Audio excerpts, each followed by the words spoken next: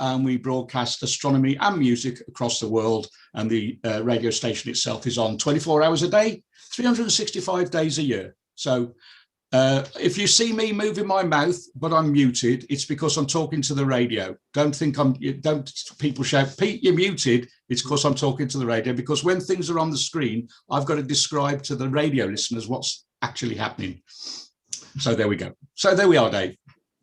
Okay, and I've just realised I've forgotten to share my sound as well. So I'm going to have to stop share and then share again to make sure that you get the sound. Go. Okay, so yeah, we had Nicholas Booth talk about Mars and the search for life on Mars, which of course this mission is all about. So if anybody has got that book, lives in the UK and would like a sticker with the author's names on it, let me know and we'll get one sent out to you. I said it before, I run the Virtual Astronomy Club and we've got some good meetings coming up, and the website is virtual-astro-club.com. And on the 2nd of March, which is our next meeting, we've got Dr. David Boyd, who's going to be telling us all about imaging Uranus's moons. And then 16th of March, we've got Catherine Rayner Evans, who's talking about exploring astronomy and space through philately. And then 23rd of March, it's the Virtual Astronomy Club's first birthday. Been running a year now. And we've got Jim Al-Khalili, who's going to be telling us all about the world according to physics. So got quite a packed program in the next few weeks. But of course, tonight's meeting is all about Perseverance and the landing on Mars. So yes, we're finally arriving. We watched the launch last summer, and because just before opposition, when the Earth and Mars were at the best places for the least fuel to get to Mars, and loads of us got tickets, 10.9 million people have got their names on there, so we're all trying to fight for a window seat now to have a look out the window to see the landing. So yeah, 10.9 million names are carried aboard it, which is great fun. It's a great outreach event to get people involved like this, and it certainly fired some great fun on social media this afternoon as well. Of course, there's the launch and the rocket taking it off on its way on the 30th of July 2020. Took 7 months to get there, so here you can see it left the Earth here and it's taken this route around here, so 7 months later it arrives here. And of course by that time Mars when it was launched was over here, not too far from Earth, as the Earth was starting to catch it up. But now it's arriving tonight. The Earth is almost, well, it's on the other side of its orbit, and Mars is a bit further around as well, so you can see the distance between the two is much more than they were when it was launched. Okay, 7-month trip, 300 million miles, 24.6 thousand miles per hour at one point it was traveling. And where's it going to go? Here's a stretched out map of the surface of Mars. So you can see the Viking 1 and 2 here, and you can see this big dark triangular shape, Syrtis Major, which those of us who were watching it at opposition last year could see this great big dark triangular shape, and it's landing just on the corner of Syrtis Major, right at the top here, in a crater. Now, somebody was telling me I needed to pronounce this right, but I haven't had time to look at how it's pronounced. I know people are calling it Jezero crater, but I'm sure that's not correct, which means lake in Serbian, apparently. It's 28 miles across, this crater. So here's the crater itself.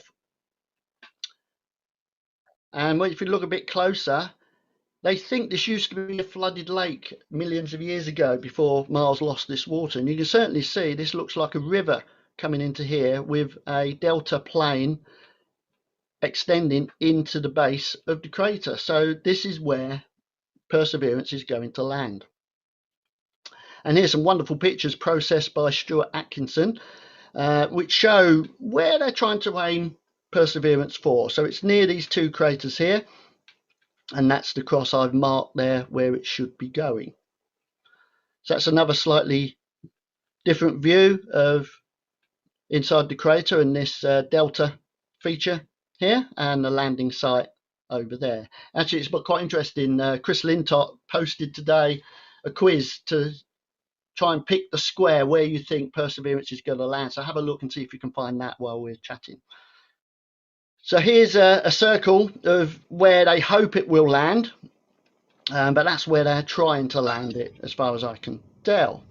Okay, and if you have a look at that, just to give you a feeling of the scale of the ellipse that's on here, Stuart sent me this wonderful image to show side by side the same size ellipse on a map of EastEnders. Oh no, it's London, isn't it? Yeah, of course it is.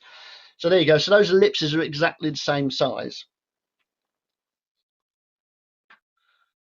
Okay, so there's the landing site. So here's where they think it's going to land, hopefully. And this is the route that it's programmed, or they hope it's going to go up and then somewhere across here somewhere if they get an extended mission. So that's quite a tortuous route really to make across there. And there's another image processed by Stuart showing the Delta region really, really nicely. But of course, there's lots and lots of probes on Mars at the moment, has been visited a number of times, lots of dead ones on there as well. Some because they ran out and some because they didn't quite make it, because getting a probe to land on a planet is really difficult. And good job there is, because when Perseverance lands tonight, it's going to be on the opposite side of the Martian disk than we can see from Earth, so it would be out of radio contact. So luckily one of the European Space Agency satellites around Mars is going to act as a relay to make sure that we can get the images and the data back once it lands.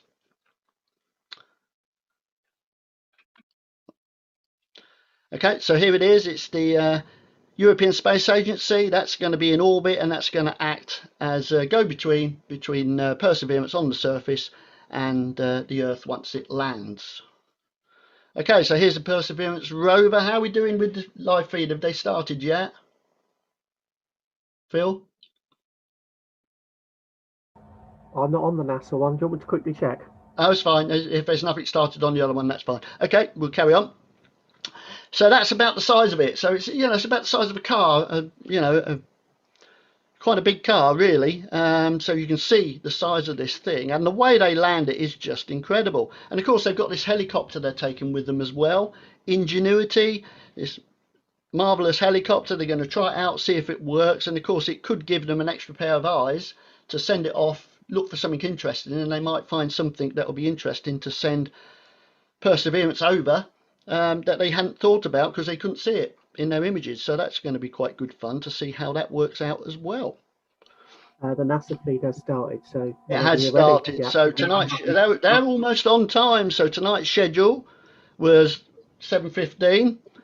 The cruise stage separation is at 8:38, and then they despin, because if you've been looking at the animation today, it's been spinning all the while it's been approaching Mars. So that's going to be about 8:39, and then it starts to hit the atmosphere 10 minutes or so later, and then the parachute deploys 4 minutes after that or so.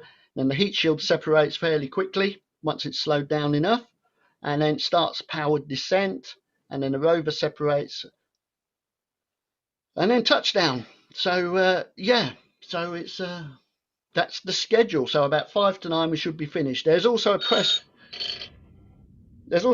conference at 10:30, but we're not going to be on air then, because yeah, I'll be absolutely shattered by then. Okay, so this is the landing. This is the way it's going to come in. So it's going to drop the heat shield, and then it's going to work out where it is, and then powered descent and lower it down onto the surface with this crane. Okay, I'll leave that for now. So the 7 minutes of terror. So I'll play the animation so you can see what the landing is actually like.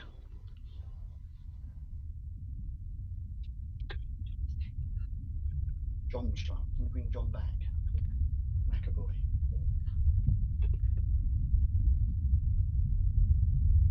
Supposed to be on this. Hold on, it's all gone wrong, folks. I shall start again.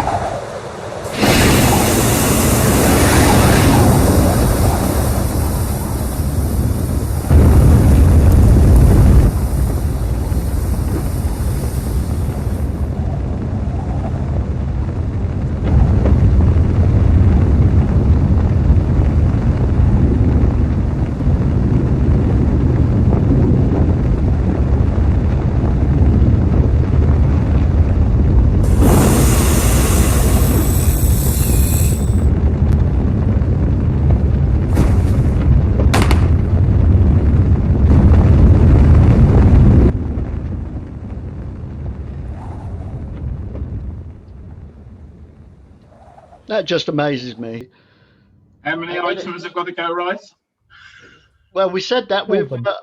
with Curiosity, didn't we? I thought that Yeah. will never work, but it's Yeah. worked. It worked last time, so there's no reason why it shouldn't work this time. Absolutely amazing. So yeah, so that's it. That's what I've got to say, folks. So I was going to go over to the NASA live feed now and see if we can see what's going on. Yeah. This looks like a news broadcast at the moment. And you have been part of this mission for years now. Can you tell us what have you been working on? I've been working on Perseverance for almost 8 years now as a guidance, navigation, and control engineer, working primarily on entry, descent, and landing. One of my big tasks was to help with terrain relative navigation. Perseverance will be the first mission to fly terrain relative navigation. So while she is descending on the parachute, she'll actually be looking at the ground with a camera, seeing where she is with respect to the Martian surface, and choosing a safe spot to land that she can get to. After so many years of working on the mission, it's an honor to be here today as the mission commentator. We're happy to have you here. Thanks, Swati. We'll be checking back in with you in just a few minutes as Perseverance approaches its next milestone. Sounds good. But for now, let's learn more about the rover's mission once it lands on Mars. You know, Mars is the closest place that we can reach with robotic exploration that we think had a really good chance of having ancient life. The Perseverance rover will land at a location called Jezero Crater. Jezero Crater is a very interesting place. It's a crater that once held a lake. There are a lot of craters on the surface of Mars that could have once hosted ancient lakes, but not every crater that we think had a lake actually preserves evidence that that lake was there.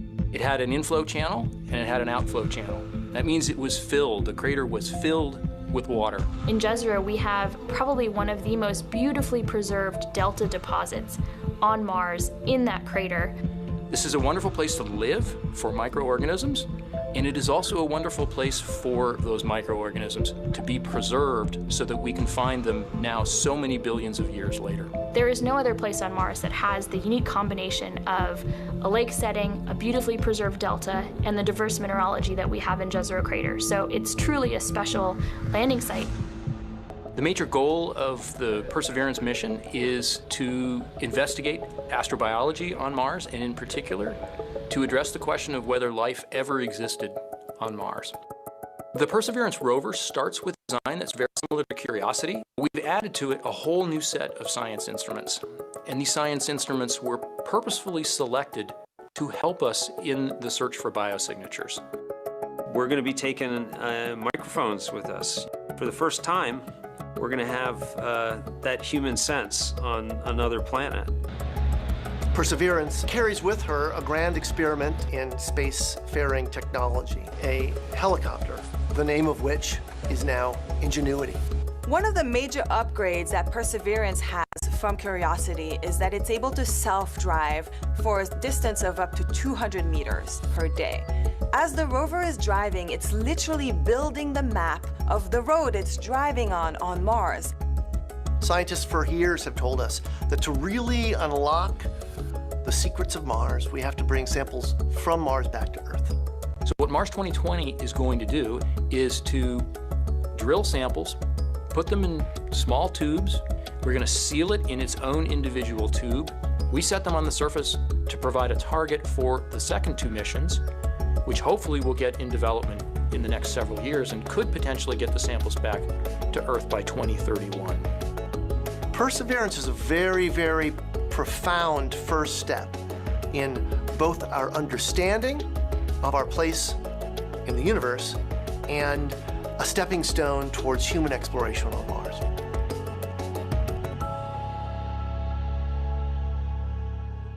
You are watching live Mars landing commentary, and Perseverance is about to reach another important milestone. Swati, can you tell us what is happening? We are at a milestone where the operations team determines whether they're ready to turn off the transmitter to Perseverance. Turning off the transmitter is like taking your hands off of the wheel. At this point forward, Perseverance would be on her own to execute entry, descent, and landing over 500,000 lines of code. Let's listen in.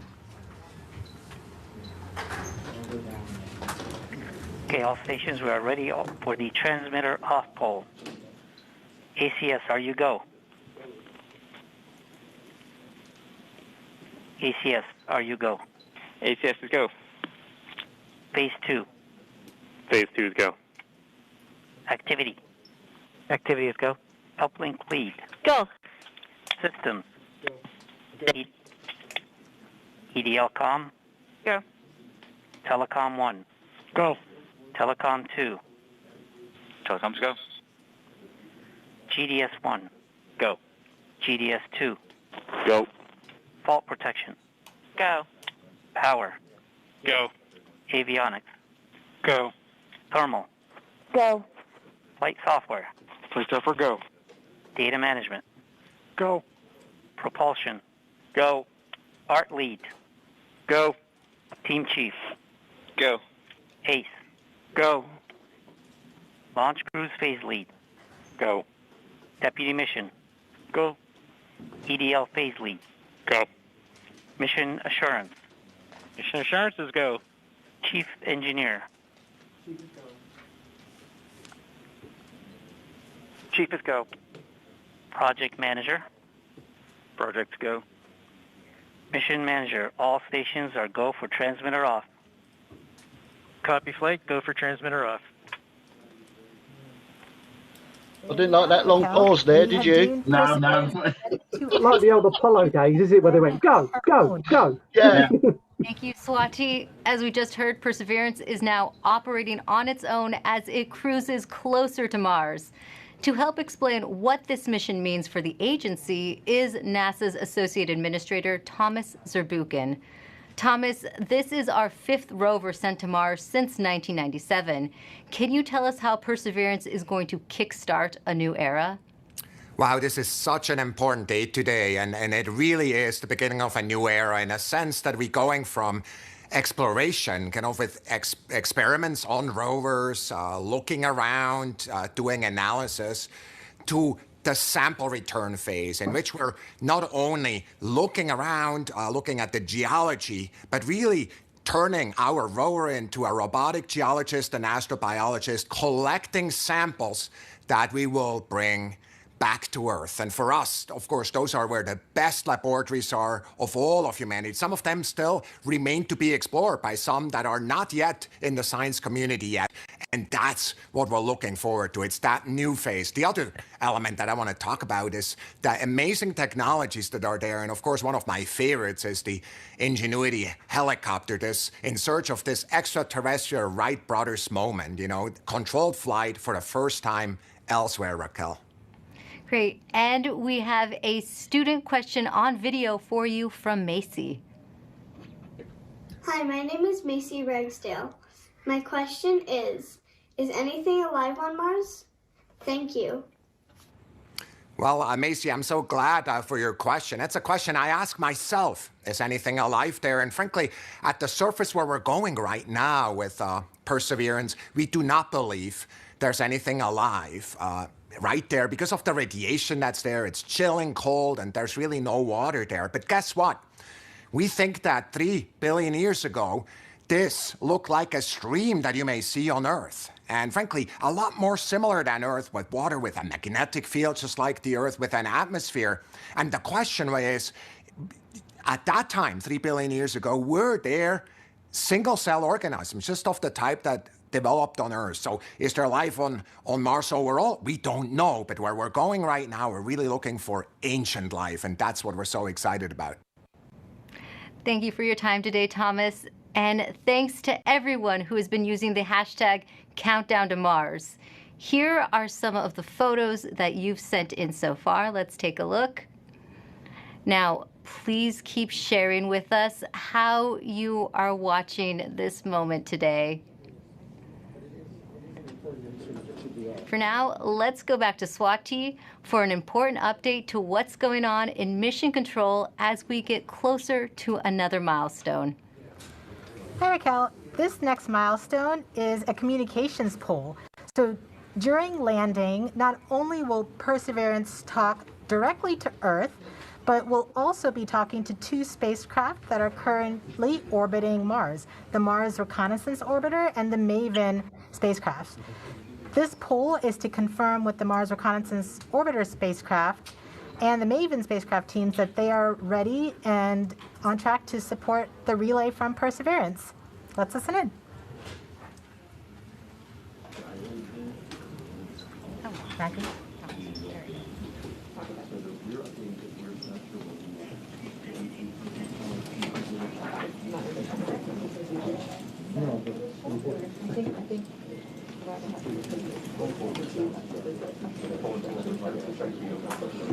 EDL comm flight. Go flight. Have you performed the comm check and readiness of the orbiters? We have performed the voice check and the readiness poll and can confirm that MRO, MAVEN, EDA, Radio Science 1 and 2, UHF, DTE, DSN, and EDL GDS are all ready to support. Copy, EDL comm.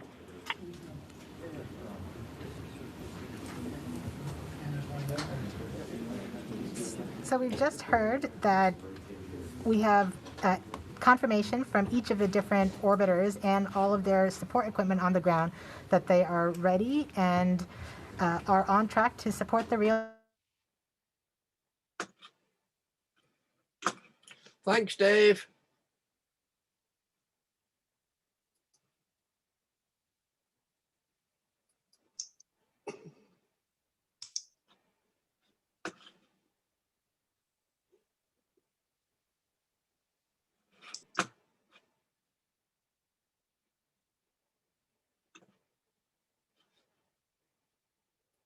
Time through every step of EDL, entry to. From your desktop or mobile device, go to eyes.nasa.gov. Click on the banner, and now you're with Perseverance in real time through every step of EDL, entry, descent, and landing. This interactive experience lets you ride along from whatever perspective you choose. Click and drag, scroll in, scroll out. Check out the descriptions and explanations to increase your EDL expertise. Experience every entry, descent, and landing event precisely designed and executed to land Perseverance safely on Mars. The EYES experience is based on predictive data, but during this broadcast you'll see a different visualization called Ranger, and it's based on the real communication the team in Mission Control receives from Perseverance in near real time. This is the visualization the team will follow as data fills their screens while monitoring the health of Perseverance on its nerve-wracking course to another successful Mars landing. Enjoy the ride.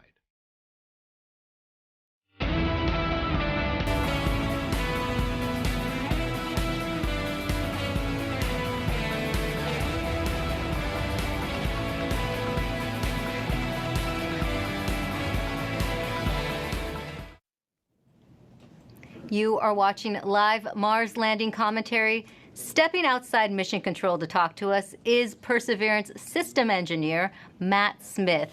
Thanks for joining us today, Matt. Hey, Raquel. Well, coming from Mission Control, we are going to hear terms related to landing. Can you help us understand what some of them mean? Sure, definitely. One thing you'll hear a lot about is telemetry. So telemetry is just our way of talking about data that's coming from the spacecraft and telling us important things like temperatures on the vehicle, pressure, how much fuel we have left, and other things that we need to understand for the health and safety of the vehicle. You'll also hear the word nominal, hopefully. Nominal means everything is expected, everything is okay, we're good to go. You'll hear also a lot about velocity and deceleration. So velocity is just our speed combined with the direction we're going. And deceleration is our slowing velocity. So we're coming in at over 12,000 miles per hour, and we're going to slow down to a nice, comfortable 2 miles per hour at landing, and that's our deceleration. Speaking of landing, you may hear a couple important terms at landing itself.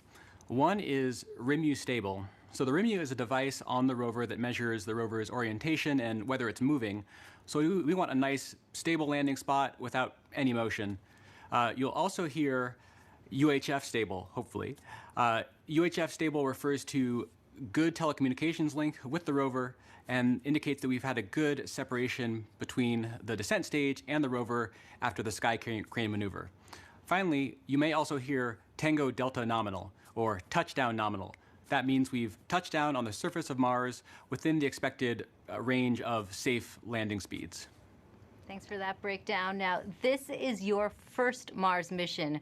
What have you learned from this experience?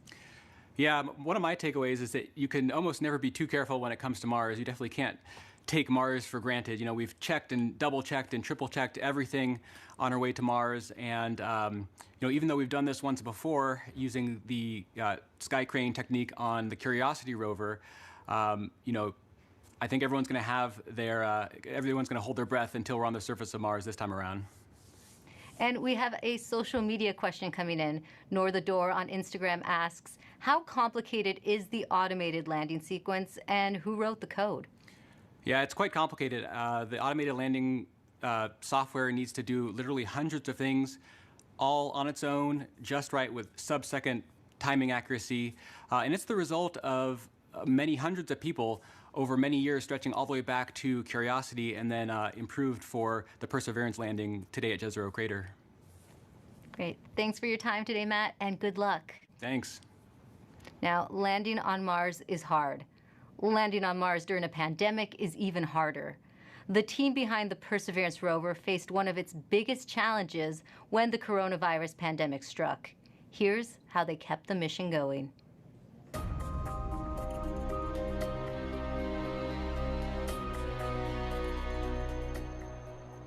When the pandemic struck, the future was certainly unknown. It was like walking into a blind, dark alley. You didn't know what was there, what was in front of you, what you were going to have to deal with. It's something that nobody expected. It's something that nobody could plan for. So we all were asked to start working from home. Rather than your first priority being mission success and getting to the launch pad, your first priority immediately gets displaced, and it's now the safety of the people. And it took a lot of work to put stuff together in order to keep momentum going, to keep people working safely, keep them healthy, and to keep the project on schedule. We called the effort Mars 2020 Safe at Work, and the objective was to keep the team as safe or safer than they would be if they were not working. You know, putting a spacecraft together that's going to Mars and not making a mistake, it's hard no matter what. Trying to do it during the middle of a pandemic, it's a lot harder.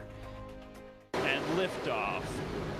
As the countdown to Mars continues, the perseverance of humanity launching the next generation of robotic explorers to the Red Planet. Certainly never done something like this before. Try to lead a team that's flying a spacecraft on the way to Mars while getting ready for landing, while doing it all from home. There's no doubt that working in isolation, not virtual isolation, but in physical isolation from everyone else, is a challenge. We had to rethink and redesign what it meant to operate a spacecraft in flight when we couldn't all be in the same room in mission control, seeing the data come down from Perseverance. It was a major change going to that, you know, looking at everyone on a screen instead of in person. Because of the pandemic, you can't you know, just pop over your cubicle wall and talk to the person next to you. It's definitely been a challenge to figure out how to communicate and get everything done remotely, but we've managed to make it work. We are explorers. Our job is to go into the unknown, and this is just another example of the unknown. We're really doing something that's transformative and trying to understand whether or not life evolved on another planet. That's the fundamental objective of this mission. We're all still connected by this incredible mission and this wonderful team that we have the opportunity to be a part of. So that keeps at least me going. Pretty much everybody that I've talked to that's associated with the mission has said the same thing, which is you could not have come up with a better name than Perseverance. It's an amazing serendipity that we get to persevere through working on Perseverance.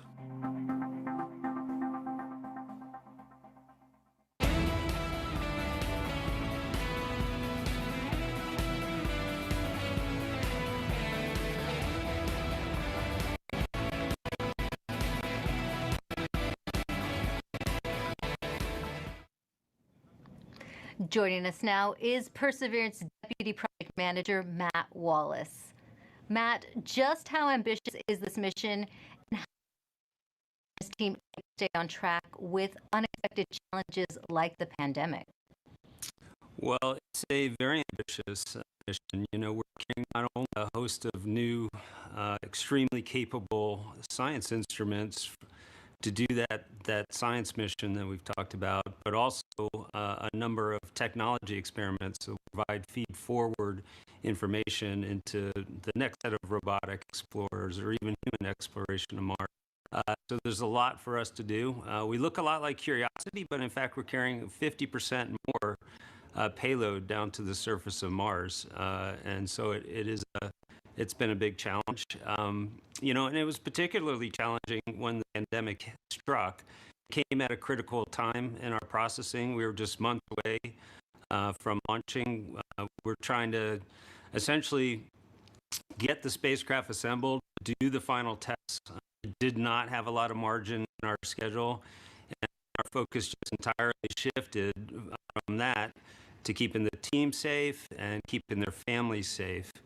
And we had to do that quickly, to make the adjustment quickly. I think, you know, we got through it with a lot of help. A lot of people stepped up to make it happen. The team was tenacious, and we managed to get it launched and fly it to Mars. You know, thanks to a lot of help. And Matt, just how large is the team that worked on Perseverance?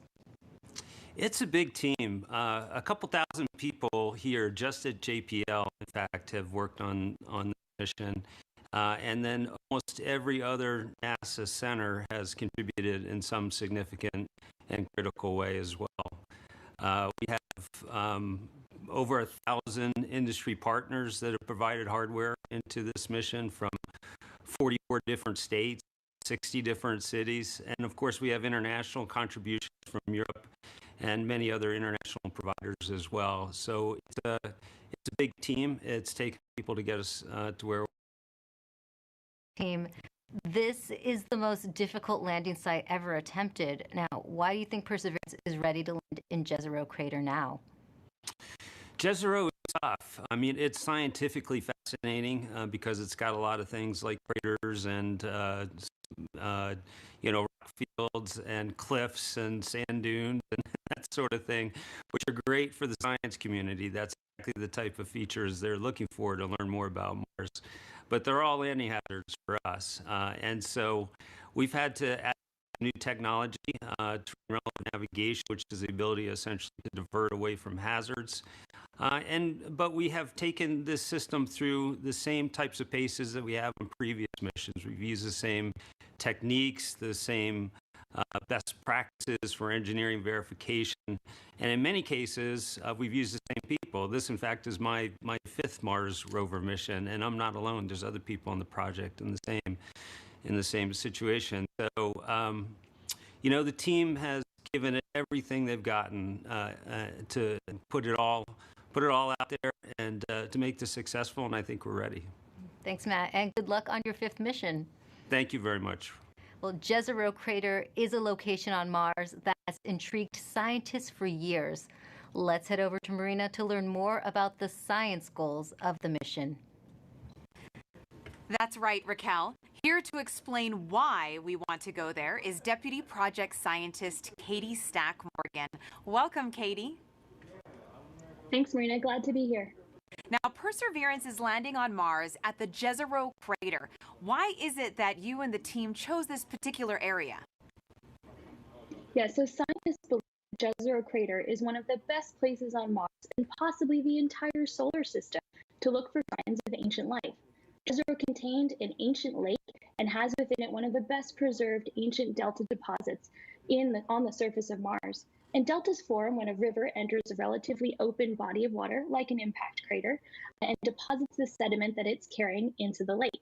And we know based on studies of deltas and lakes here on Earth that they're great places to concentrate and preserve organics and support microbial life.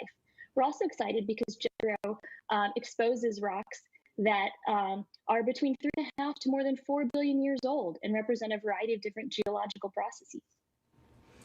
Now, this might be a tough choice, but what do you think would be the most rewarding scientific discovery that we expect to get from this mission?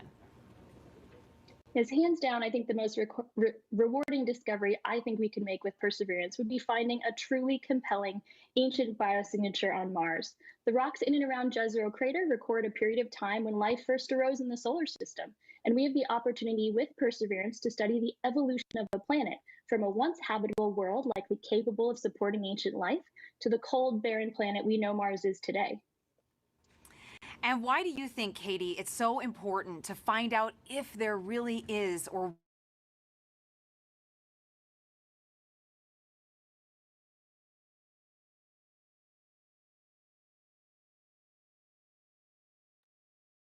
capable of supporting ancient life? So we can find out an answer to the question, we're as a species so unique. And based on everything we know about Mars in the past, it absolutely should have been capable of supporting ancient life. So we can find out an answer to the question, where there were habitable environments, was there life? And studying the possible emergence of life on ancient Mars can also help us better understand the conditions that led to life on our own planet. That's so fascinating, Katie. Now we're going to take a question from a student, Vara. Hi, I am Vara, and my question is, why was Mars able to sustain lakes and rivers ages ago, but cannot now? Isn't it cold enough to make water, and isn't it always? Thank you. Yeah, that is such a great question. And one of the things that protects our atmosphere here on Earth and allows liquid water to be stable on our own planet is the fact that we have a magnetic field protecting that atmosphere. We think that Mars lost its magnetic field way back billions of years ago and left the atmosphere exposed to things like solar winds and cosmic rays that basically blew that atmosphere away. And once that happened, liquid water wasn't stable on the surface of Mars anymore. It was too cold and the pressure was too low. And so now Mars is not capable of supporting liquid water and likely not capable of supporting life at its surface. Well, thank you so much to Vara for that great question. And a big shout out to all the kids that are watching out there today. And thank you so much to you, Katie, for joining us. That was so great. Thank you. Now sending it back over to you, Raquel. Thanks, Marina. Earlier, we were able to catch up with the communications systems engineer, Chloe Sakier. She helps us break down the system used to track Perseverance during landing. The communications infrastructure supporting Perseverance's landing is quite complex. We've rallied a truly global network of relay and communications assets to help us capture and record those precious minutes of entry, descent, and landing, or EDL.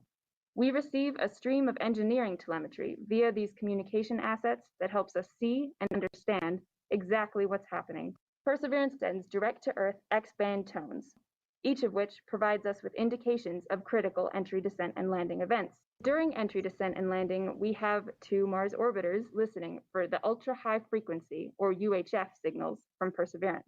These orbiters relay these signals to deep space network stations on Earth, Madrid in Spain, and Goldstone in California. The Mars Reconnaissance Orbiter, or MRO, has reconfigured its software to perform a type of relay called bent pipe. This will provide us with near real-time telemetry during entry, descent, and landing. We have coverage from the Mars Reconnaissance Orbiter from just before entry to a few minutes after landing. The telemetry we receive will be delayed by the time it takes light to travel from Mars to us back on Earth. Additionally, the Mars Atmosphere and Volatile Evolution spacecraft, or MAVEN, is recording these UHF signals and will be relaying that recording hours after landing. MAVEN will be covering us from around the time of cruise stage separation until a few minutes after landing. We also receive what we call heartbeat tones, which are indications that the spacecraft is alive and progressing throughout entry, descent, and landing. It's important to note that while unexpected, we could lose our communication links and still land safely. Because Perseverance is doing entry, descent, and landing completely autonomously, she doesn't need our help to joystick the landing. The communication links give us added visibility. And you can see Chloe hard at work inside Mission Control right now. Perseverance's landing might look like the system the Curiosity rover used back in 2012, but landing on Mars is difficult. There's always a risk involved. Here's what needs to happen for Perseverance to touch down safely in Jezero Crater. Nothing can be taken for granted when you get to Mars. There's a lot of things we just don't know. Space always has a way of throwing us curveballs and surprising us. I mean, until we get the data that says we're on the ground safely, I'm going to be worried that we're not going to make it. Entry, descent, and landing is often referred to as the 7 minutes of terror because it takes about 7 minutes to get from the top of the atmosphere of Mars to the ground safely. The spacecraft has to do all of this by itself. There are many things that have to go right to get Perseverance onto the ground safely. There's a lot counting on this. This is the first leg of our sample return relay race. There's a lot of work on the line. Starting about 10 minutes before atmospheric entry, we get rid of really the spacecraft part of the rover that's been supporting us. We come screaming in to the Martian atmosphere at 12 to 13,000 miles per hour. And the heat shield is what dissipates all that initial energy through friction. The vehicle will continue actually flying itself through the atmosphere. It's sort of like a transforming vehicle that went from spacecraft and now it's kind of like we deploy a parachute. the biggest supersonic parachute we've ever sent to another planet. It's critical for slowing down the vehicle. Perseverance's entry, descent, and landing borrows heavily from that of Curiosity. But fundamentally, Perseverance is a different rover. She's bigger, she has different instruments. We've added a lot of smarts on the inside to make it more capable so that it can deal with the landing site that we've given it. The science team identified Jezero Crater as basically an ancient lake bed and one of the most promising places to look for evidence of ancient microbial life and to collect samples for future return to Earth. The problem is it's a much more hazardous place to land. When you look at Jezero, all you see is danger. How do we go to a site that we never thought was safe enough to go to before? So the heat shield, which has protected us all the way through entry, is no longer necessary. We need to get that off so that we can actually see the ground. And we can see the ground in a couple different ways. Perseverance will be the first mission to use terrain relative navigation. So while it's descending on the parachute, it will actually be taking images of the surface of Mars and determining where to go based on what it sees. This is finally like landing with your eyes open. Having this new technology really allows Perseverance to land in much more challenging terrain than Curiosity or any previous Mars mission could. Amongst the rocks and the craters and the cliffs, these things are hazardous to the rover, but these are the things that are interesting to the scientists. Once Perseverance has figured out where she is, we jettison the back shell and parachute and light up our rockets. Those rockets help us steer to a safe landing spot that's nearby. That descent stage takes us all the way down to about 20 meters off the ground. That's when we start the sky maneuver. And once the rover has hit the ground, the descent stage will cut loose from the rover and fly away to a safe distance. Surviving that 7 minutes is really just the beginning for Perseverance. Its job, right, being the first leg of sample return to go look for those signs of past life on Mars. All that can't start until we get Perseverance safely to the ground. And then that's when the real mission begins.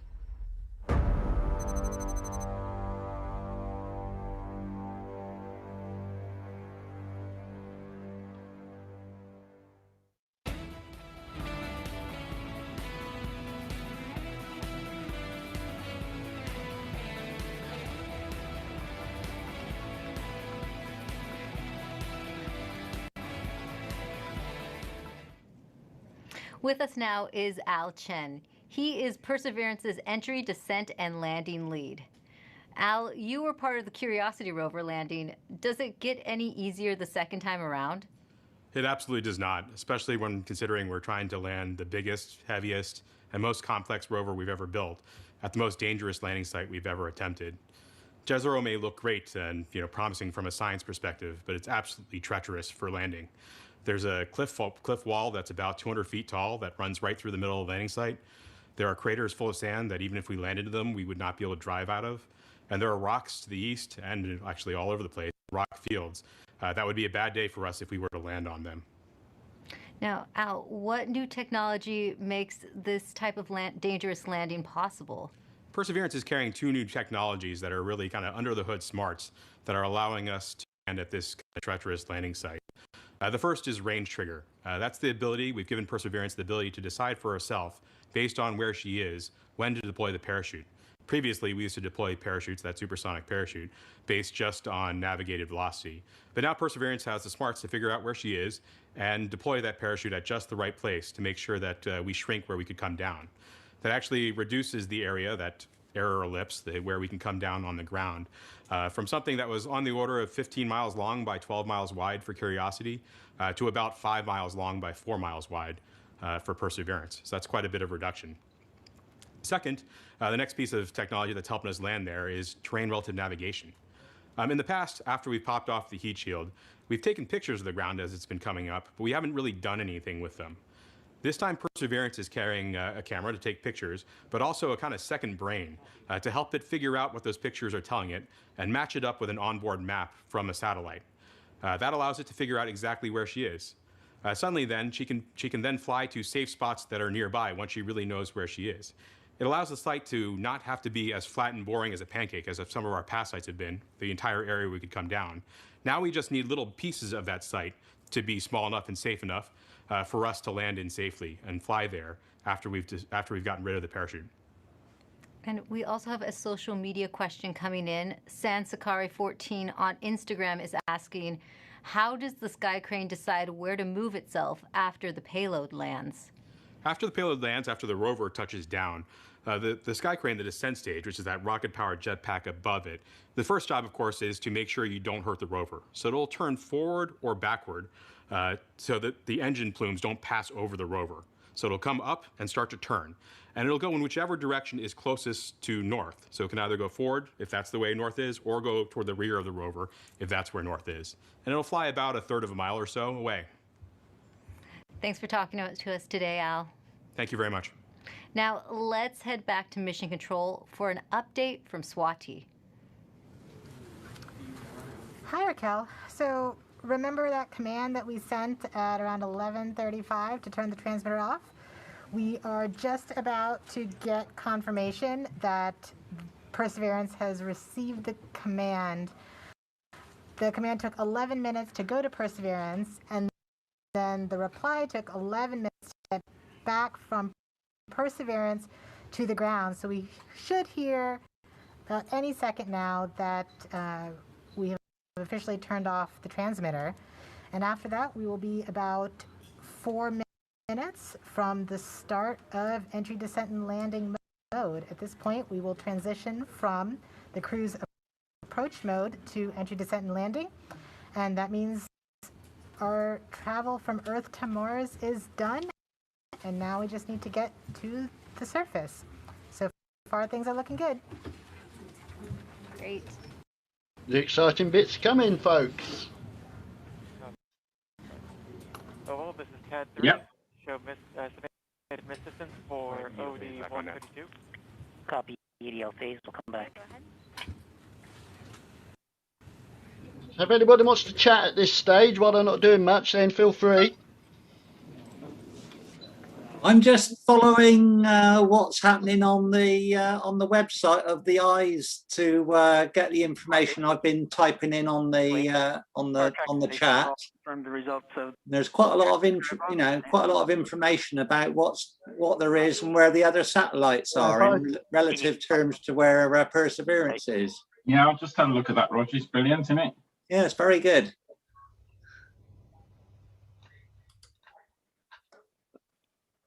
Hold on, I was trying to land. Hold on. There you go. So what I've done now, there you go. I would like to disable the So alarm. you can see how close it is now to Mars. So please disable all the alarm files and start a new downlink session. Copy that, EGP. Copy that, proceeding now. Certainly didn't notice for Curiosity. Confirmation that No. we are now officially one way and the transmitter is off. Did you hear that? Transmitter is off. Rover mission has helped shape the other, starting with the landing of the Pathfinder more than 20 years ago, leading up to where we are today with Perseverance. Perseverance Deputy Project Manager Jennifer Trosper has worked on every Mars rover mission, and she joins us now. Jennifer, how does Perseverance fit into the history of exploring Mars? Thanks, Raquel. It's great to be here. Well, Perseverance is NASA's 5th rover on Mars, and I've had the privilege of working on every one of them. And the very first rover was the Sojourner rover we sent in 1997, and it was the size of a microwave oven. And even at that small size, Sojourner was able to transform the way that we explore Mars, from stationary landers to small roving robots that go from place to place, just like a geologist would on Earth. So once we had that roving capability, then we sent our twin rovers Spirit and Opportunity. Spirit and Opportunity were tasked with finding evidence of ancient water on Mars. Now they did. They're great explorers, and both of them found ample evidence that water had once existed on the surface of Mars.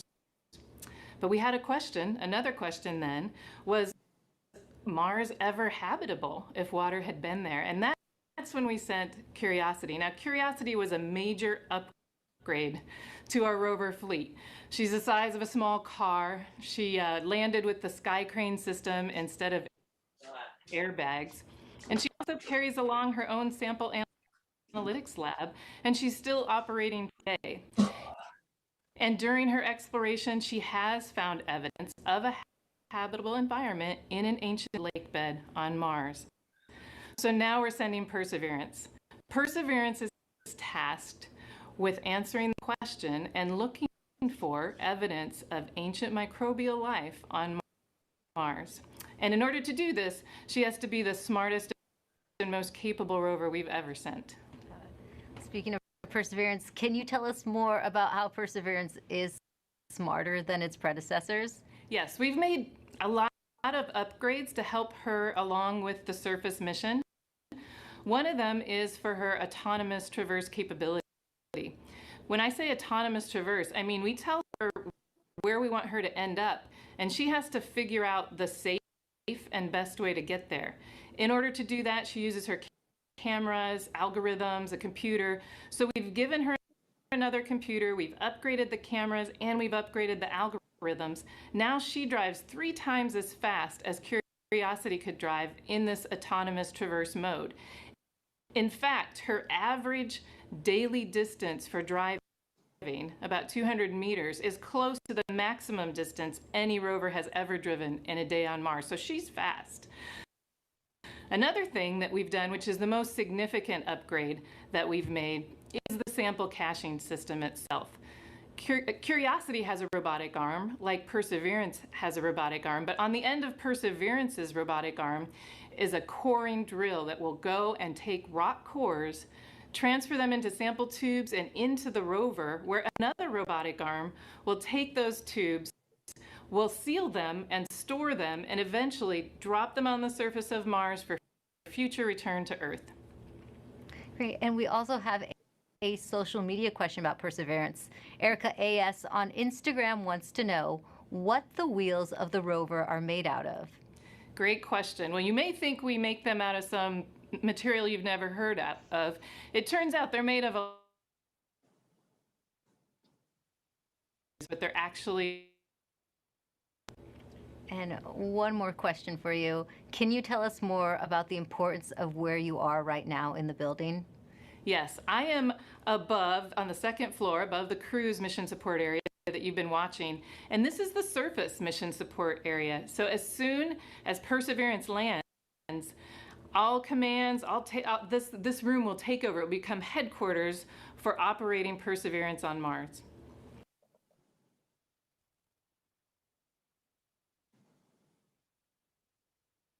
Thanks for taking the time to talk to us today, Jennifer. Thank you.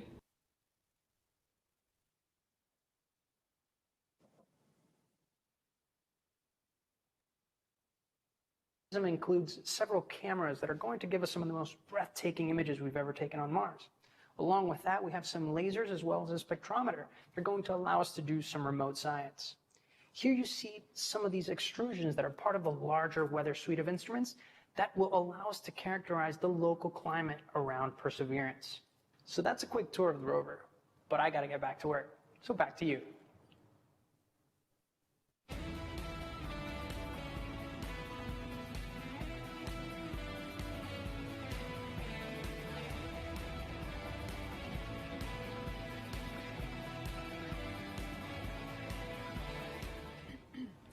Perseverance is collecting samples of Martian rock for future return to Earth. We've heard that scientists have been wanting to bring Martian samples back for many generations. And here to talk a little bit about that is NASA's Planetary Science Division Director, Lori Glaze, who joins us now to talk about the role Perseverance will play in NASA's future goals.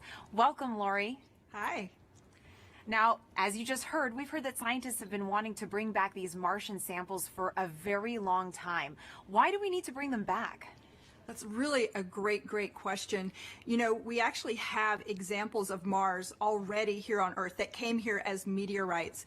But we don't know exactly where they came from on Mars, and then they also have had to make the trip from Mars to Earth, and so they got altered during that time, and then during their entry and descent into the Earth's atmosphere, that also changes what those rocks are like. So being able to go to Mars and actually collect a sample where we know exactly where it came from, and we know we can preserve it and keep it pristine and carry it all the way back here, this will be incredibly important to help us answer questions about the geologic history of Mars, understanding how it formed and evolved, and also really important questions about whether or not life actually existed on Mars 3.5 billion years ago, and whether that life, if it existed, has been preserved in the surface of Mars. These sample tubes that Perseverance is going to be collecting, they're the cleanest things ever created on Earth. Tell me a little bit about that. Oh my goodness. We worked so hard, absolutely incredible, to assure that those sample tubes are incredibly clean.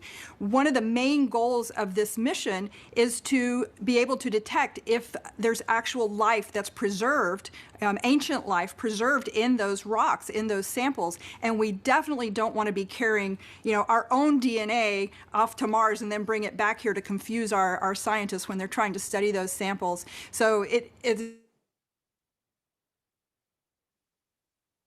as you said, the cleanest thing we've ever sent into space.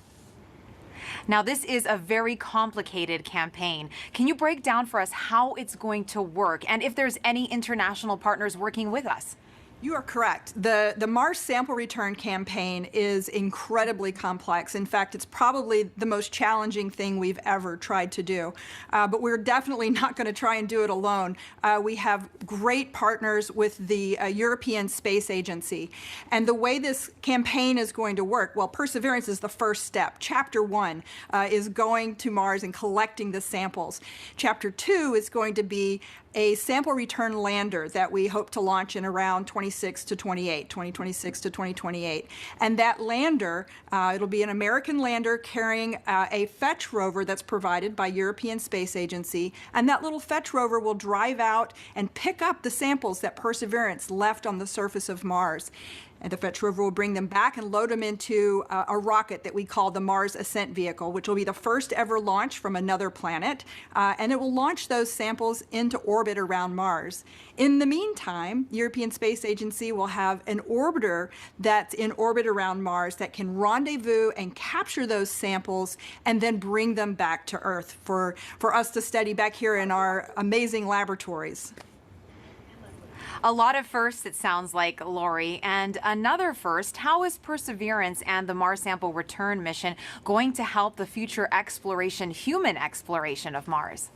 I'm so glad you asked that. I think we're going to get a lot of great information from Mars sample return with, again, being able to land the heaviest payload we've ever landed on Mars will be that sample return lander. That's critical to us learning how to land humans on Mars. And then we are definitely going to want to be able to launch the humans back off of Mars. So that Mars ascent vehicle is going to be critical, that first step of the first launch from another planet.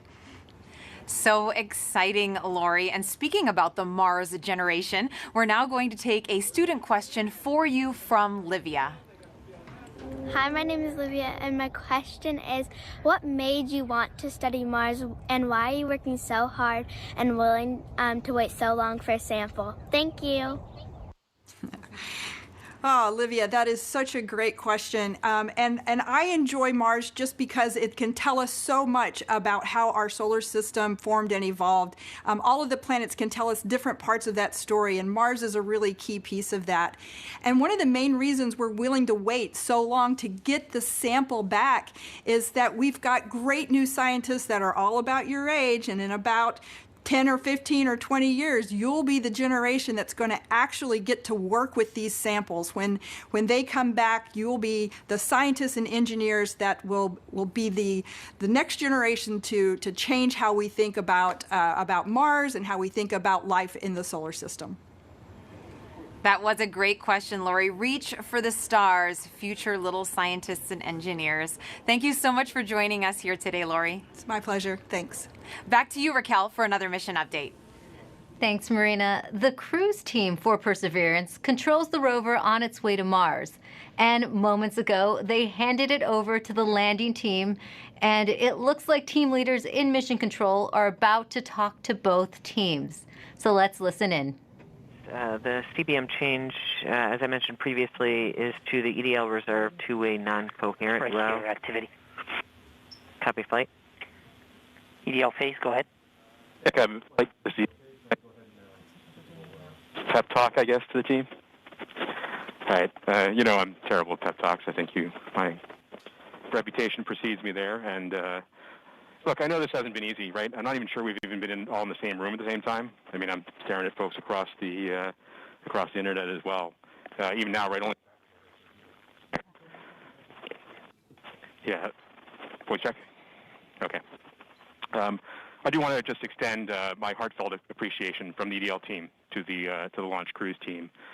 You've done everything we've asked for, right? I mean, you've battled anomalies, you've dealt with Cepheids, you've done everything. You delivered a healthy spacecraft to the place that we want to go, and she's right on target, right? We did the last maneuver literally 2 months ago, right? This is pretty incredible, in my opinion. And she's armed with the right information to help us land. Doing the parameter update last night, we're ready to roll. You've done everything right. And you've put up with us too, right? You've put up with our eccentricities and the things we like to do in EDL land. So I very much appreciate that. So you all should sleep in on Friday, since you guys have earned it. Thanks for literally and figuratively putting us in the right position to succeed. And let's land on Mars together. Copy EDL phase. And as flight director, I also would like to thank the whole team, cruise ops, EDL ops, EDL team, and the surface ops as well. It's been an amazing journey. I think we all know that. And it's been my honor and pleasure to work with you all side by side. And your tireless efforts and endurance in the face of our challenges has been truly, truly inspiring. So kudos to you. Mission, would you like to say something? Yeah, just echoing the same words that Al and Magdi have mentioned. You guys have overcome great obstacles in the last 6.5 months, and it started with an earthquake in this room on launch day at L-20 minutes. So I can't be more proud than all of the achievements that you guys have pulled off in the last 6.5 months. Whatever happens in the next hour and a half, you can be proud of the achievements that you've accomplished so far. I look forward to seeing you on the other side. And I only wish that the rest of our team could be sharing this moment with us. This is a very unusual event.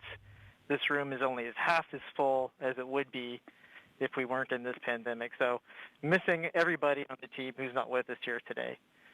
And go EDL. Welcome to the EDL family. Go EDL. And with that, Godspeed Perseverance.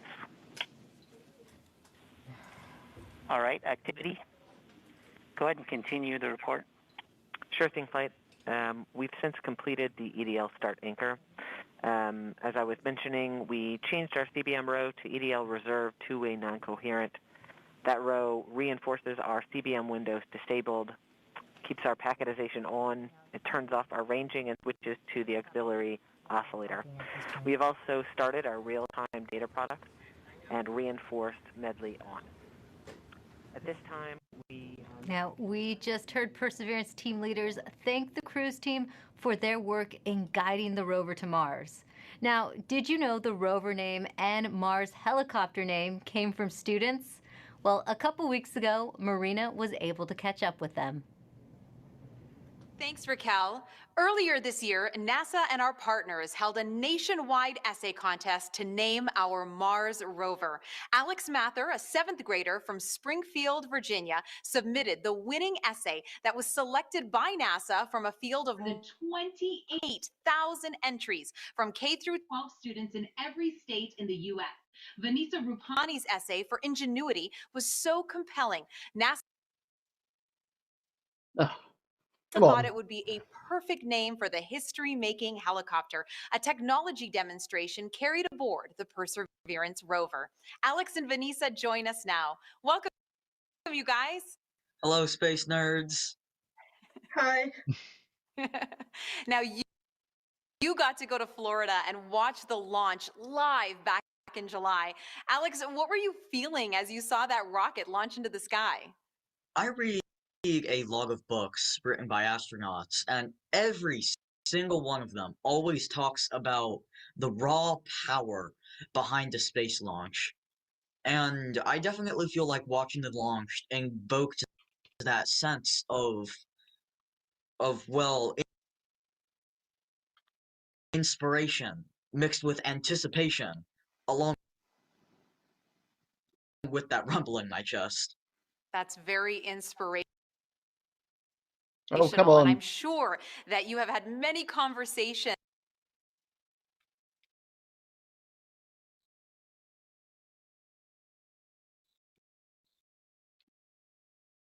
with your classmates since These are the future.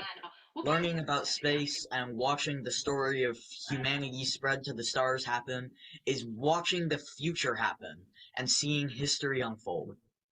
The best way to keep our home safe and protect our planet is to learn from the worlds around it. So I think it's really important for the next generation of scientists to be able to use that type of exploration to make our home the best place it can be. Speaking of the future, what has your life been like since naming the rover and helicopter? Has it sparked any future aspirations for the two of you? Oh man, I am currently applying to a science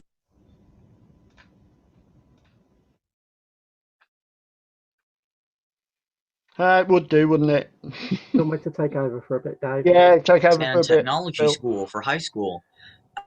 Looking for a NASA internship sometime along the way. Whole With my experience has ultimate goal definitely shown me being that I to want to go into the space industry. I came home from Florida, did all my college applications, and checked aerospace engineering on all the boxes. I mean, the whole time we were there, I was thinking, why would anyone want to do anything else? Best of luck to both of you. True, Thank you so much for joining us here today, Alex and Vanessa. Thank you so much for joining us here today, Alex and Vanessa. Thank you for having us. Thank you so much. I had a great time.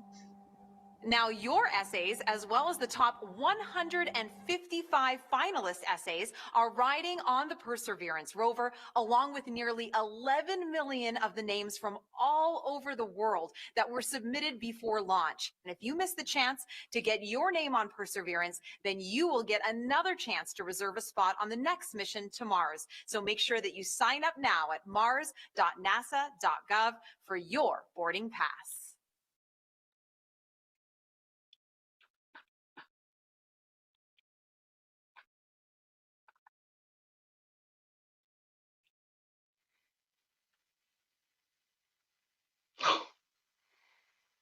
Oh dear.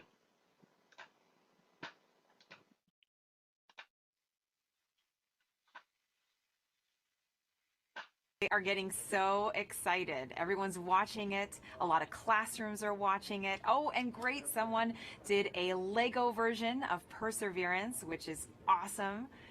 It looks fantastic. Did a Lego version of Perseverance, which We've gotten a lot of artwork from which has kids, been which has great. been I know I great. have a 9-year-old child.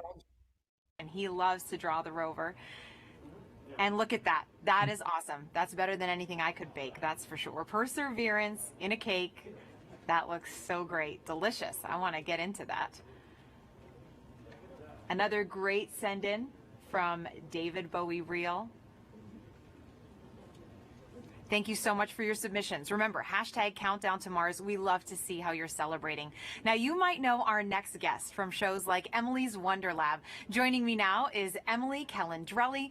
Thank you so much for being here with us today. Hi, thanks so much for having me. Now, you are very passionate about getting kids interested in science and space exploration. Why do you think kids are so excited about space? Well, I know the reason I'm excited about space, and I think it's the same reason that many others are excited about space, and it's that the people in the space industry work to answer two of the biggest questions that humans have ever asked.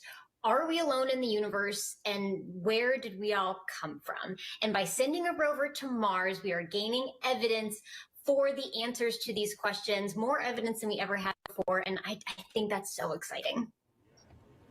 It is, and I know you get loads of interesting questions from kids. Have you gotten any about Mars specifically? Oh my gosh, yes. Everybody loves Mars. It's in movies and books and TV shows, and everybody loves Mars. So one of the things that I get asked a lot is that, you know, it's called the red planet. Why is it red? Well, it's red because it's literally rusty. The top layer of soil on Mars has iron oxide in it, or rust, and rust has that brownish red color. So it's red because it's rusty. And also because it's red, they ask, is it red hot? Is it really hot on Mars? And well, no, actually, it's colder than the Earth. It's farther away from the sun. So as you would imagine, it's a little bit colder than the Earth. It also has a really thin atmosphere. So the heat that it does have, it has a hard time keeping in. And so it's a little bit colder. But then I also get asked, what would I weigh on Mars? That's a really fun question. So on Mars, it's a little bit smaller than the Earth, so the gravity there is weaker. It's about 3/8 the gravity that we have here on Earth. So if you weighed 100 pounds here on Earth, you weigh 38 pounds on Mars, or 100 kilograms here on Earth, 38 kilograms on Mars. Those are all super fun. I think even some adults want to know the answers to those questions, Emily. Now, why do you think it's so important to educate kids about science and give them that great foundation? Well, science is the language of nature, and learning about science and learning how to think like a scientist means you are learning how to systematically seek out truth in the world. You are learning the scientific method, you're learning how to be a critical thinker, and honestly, those skills are great for whatever you end up wanting to do in life. True. If you want to be a scientist or an opera singer, that holds true. And what are you most excited about today? I mean, humans are launching a robot to Mars. That doesn't happen every day. I think in all of the hecticness that is going on today and all of the nerves, I just hope everyone can take a moment to sit back and remember that we live in a time when humans have the ability to send a robot to another planet. And that's so cool to me. It is very cool, Emily. Take a deep breath. Thanks for joining us here. Thanks for having me. Sending it back to you now, Raquel. Thanks, Marina. We are offering lots of ways to ride along with us to Mars. Now put yourself right into the action now with our Perseverance photo booth. You can pose next to the rover, place yourself in our mission control, and even see what you might look like taking a selfie on the red planet. There, you'll also have a chance to sign up to send your name to Mars on NASA's next flight to the red planet. It's all available at go.nasa.gov/Mars 2020 Toolkit. And joining us now is JPL Chief Engineer and Landing Veteran Rob Manning. He will be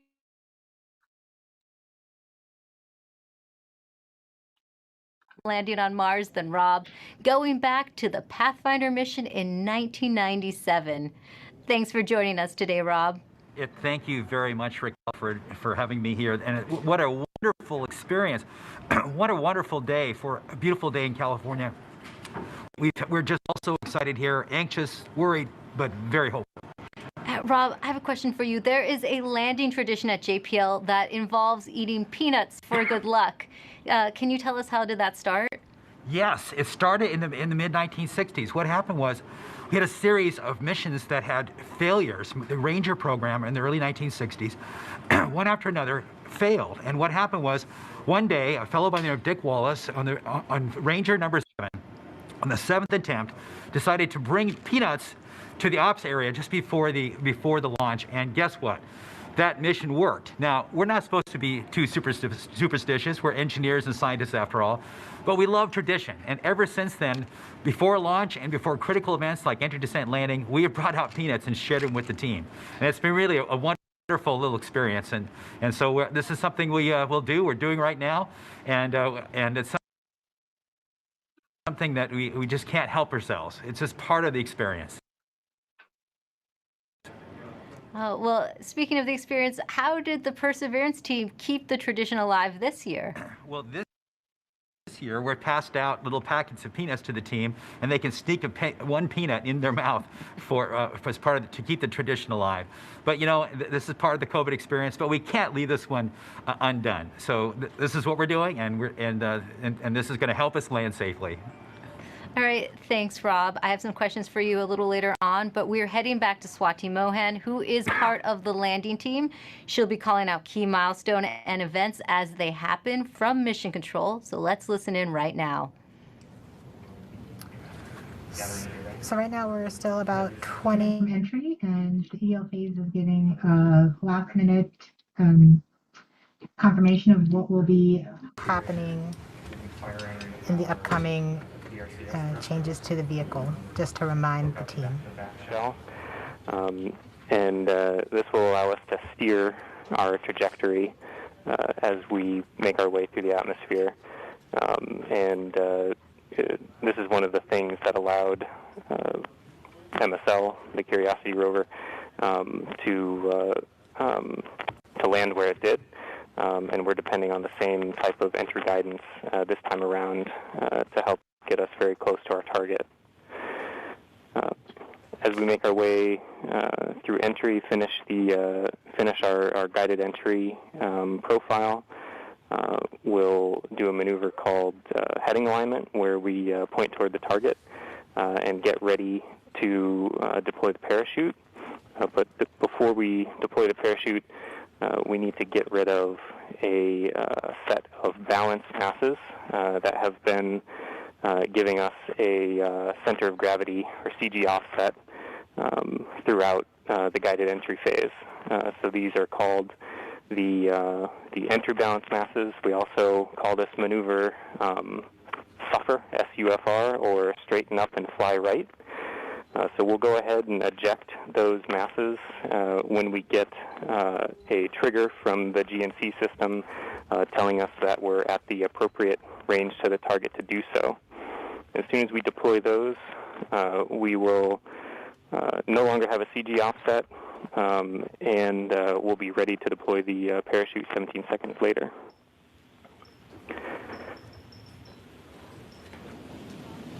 Right where the Perseverance team is sitting now, what's in store for them as we approach landing? I'm going to hold here for EDO prep as we're about to start that anchor. Copy, phase 2. And activity, please call that out when it's ready. Copy, flight. I'm going to make the announcement now. Okay. Maggie is make the announcement that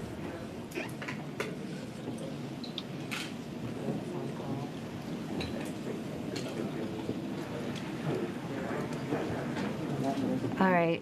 Now, Rob, you've been right where the Perseverance team is sitting now. What's in store for them as we approach landing?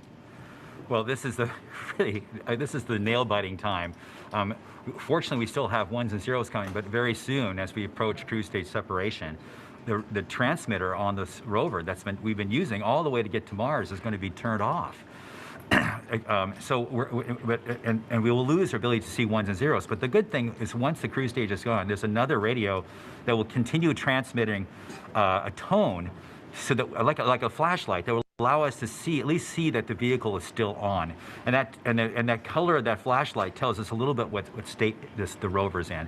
But soon after that, it won't be very long before we'll be able to hear more ones and zeros coming from the spacecraft. So this is a really exciting time, and it's just important to remind people this is there's a lot that can go wrong in a day like today.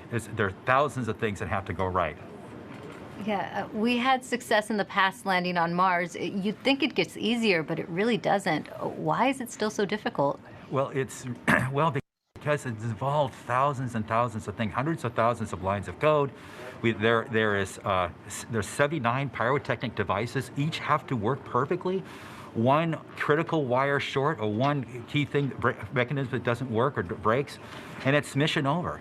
And so it's, you know, and it's very easy. We're human beings. We're not perfect. Mistakes can be made. We count on each other to find our own mistakes, and we work very hard to learn from the mistakes of the past. We've had many failures. Remind people, roughly half, around half of the missions to Mars over history have failed. And so that could happen today too. Even though we've had a nice, wonderful string of successes in the United States, it's still still a bit of a gamble that we have hoped that we have erred in the side of luck, and we've stacked the deck and loaded the dice to make this thing succeed. But if we do fail, if something bad happens today, I can tell you, we're going to learn it. We'll have the data that tell us what happened. We'll know why. We'll figure it out. And if we are allowed, we will pick ourselves up and get us back on the horse. And if Congress and NASA allow, we will try again. As we always do, we will learn from our mistakes. And what are the possible scenarios we could be looking at today? Well, there's things like one of the key stressful elements for all of us is parachute inflation. But just even separating from the cruise stage is a pretty major event. Lots of devices have to work properly. Certainly, the heat shield separation, getting the descent engine started. There's no less than 16 rocket motors that have to work. 8 to control during entry, another 8 to control it during landing. I said, it's a lot of stuff, and it all has to work. And guess what? We haven't done this before with this vehicle ever. This is its first attempt to actually land. We can't try this on Earth. We don't have test pilots to try it out on this planet before the big show. So this vehicle is doing it for the first time. We've done the best testing we could do in bits and pieces, but you know, it's as best as we could do. But I think our team is up to it. This team is the best. It's a diverse, intelligent, amazing group of people. People from all over the world who worked on this, not just here in California, but all over NASA, contributors from aerospace, universities, countries around the world. It is just an incredible, remarkable engineering achievement, and I am just so proud of this team. Thanks, Rob. Now, let's listen back into mission control. Flight, we're about 14 minutes from entry interface. The vehicle is currently preparing the heat rejection system that has kept the thermal system cool inside the air shell for about the last 6 months. This will allow the spacecraft to more easily cut the line in upcoming cruise stage separation, which is under 4 minutes now.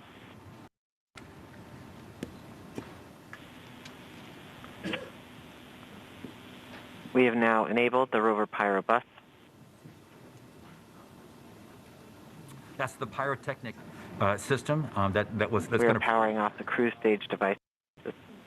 And these are the things in the cruise stage that we no longer need. With the pyrotechnic system working, we can explode the devices The necessary to vehicle is separate. preparing for the upcoming cruise stage separation in about 3 minutes 15 seconds by powering off all the devices on the cruise stage in order that they can be safe once the cruise stage is jettisoned. Yeah, this cruise stage has been very reliable. We are firing our first pyros to vent the HRS liquid and gas. This has been the coolant that's kept their vehicle from getting too hot on the way to Mars. We have to vent it into space. And so this is one of the first major events that take place as part of entry, descent, landing. The HRS vent anchor is complete.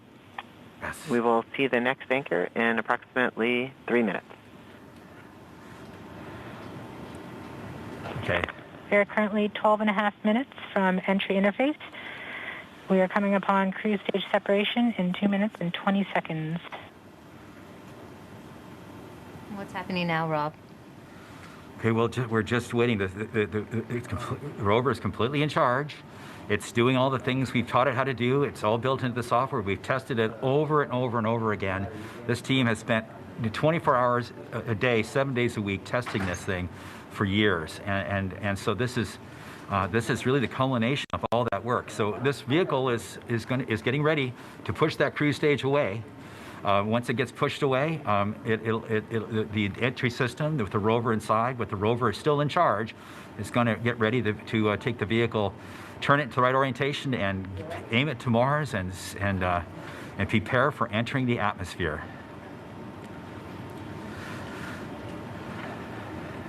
This won't be long.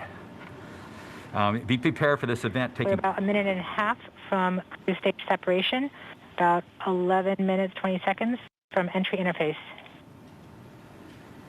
Okay, so it's about 10 minutes from cruise stage separation till entering the top of the atmosphere. From then on and out, things happen We are fast. switching to MFSK tones. Telemetry will have stopped. Telecom is confirming that the spacecraft has switched to broadcasting tones. These tones are received directly from Perseverance, but have very limited information content. Until about 9-10 minutes from now, once the Mars Reconnaissance Orbiter starts relaying information from Perseverance. We are under 1 minute from cruise stage separation, about 10.5 minutes from entry interface. It's getting exciting. I have to admit, I am quite anxious, but very hopeful that this machine is going to do what we asked it to do. We are seeing the heartbeat tones. Okay, that means that there's no more ones and zeros coming. It's just the vehicle telling us it's still alive.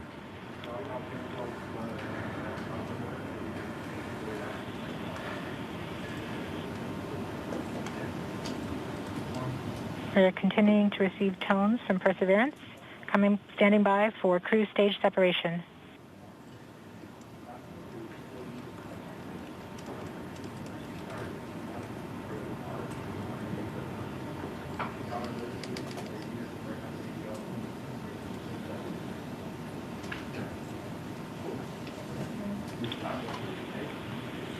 We have indication that cruise stage separation has been confirmed by the spacecraft.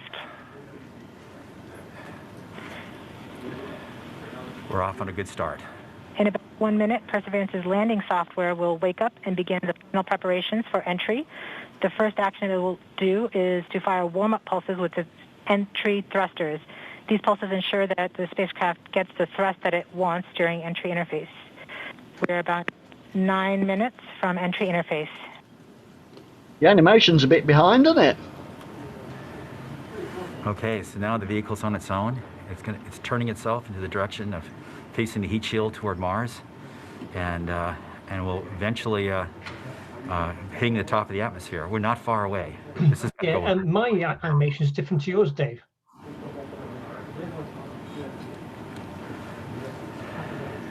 Reload it. Oh, there you go. That, we got shadowed by the cruise stage as it passed through our beam to the Earth.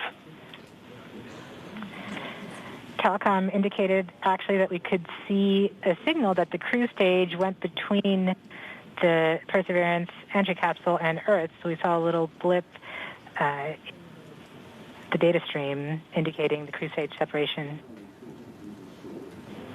We have confirmation that the vehicle has started warming up those entry thrusters. Warm-up pulses have begun.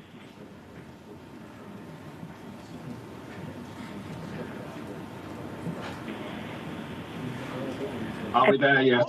The spacecraft is trying to stop its spin from the cruise 2 revolutions per minute down to 0, and then will turn to its desired orientation from entry. It will separate the 2 balance masses that has kept it balanced during all of cruise. This will allow the entry capsule to have lift when it enters the atmosphere.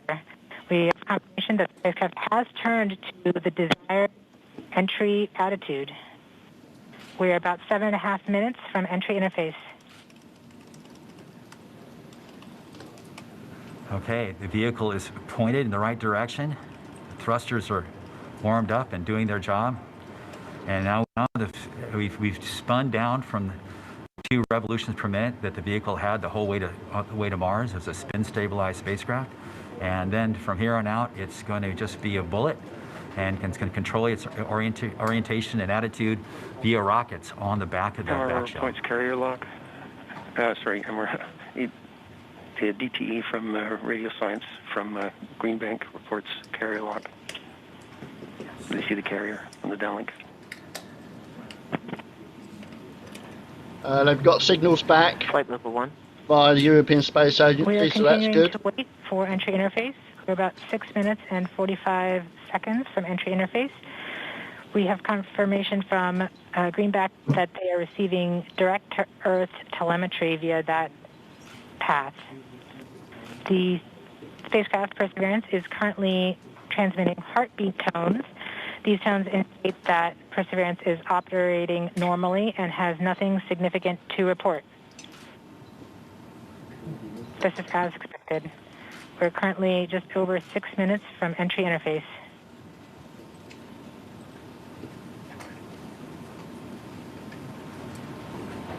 Almost there. And now we wait.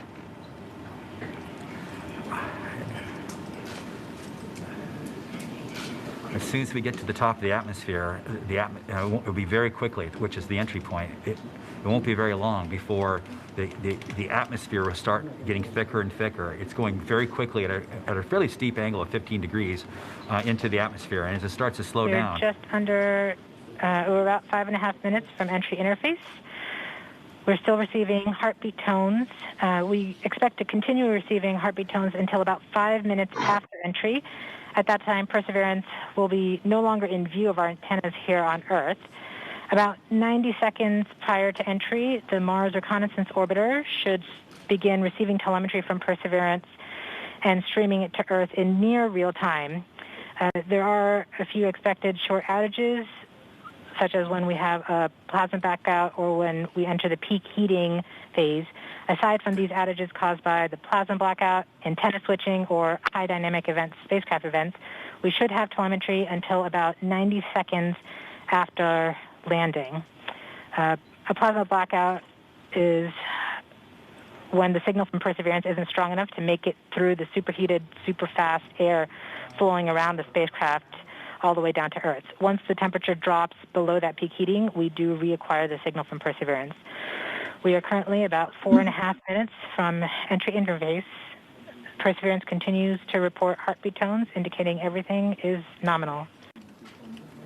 Okay, what we're looking for now is Mars Reconnaissance Orbiter should be in view soon of our vehicle and be able to listen to ones and zeros coming from a separate radio that's really designed to talk between spacecraft.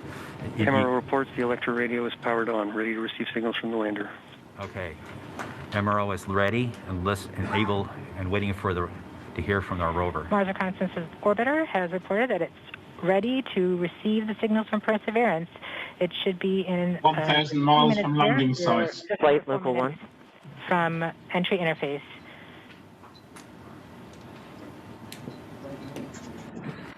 We don't need these ones and zeros, as Swati said, to land safely, but we really need it for our own health and well-being today to keep our nerves under control. But around this time, a second spacecraft, Maven, should begin picking up telemetry from Perseverance and will continue to record that telemetry until several minutes post-landing. We won't for several hours after landing as it's being recorded and then will be forwarded to Earth later. We are continuing to receive heartbeat tones, indicating that everything is nominal. We're currently at about 3 minutes until entry interface. Okay. Very soon we'll be getting ones and zeros, I hope, from our radio on the rover.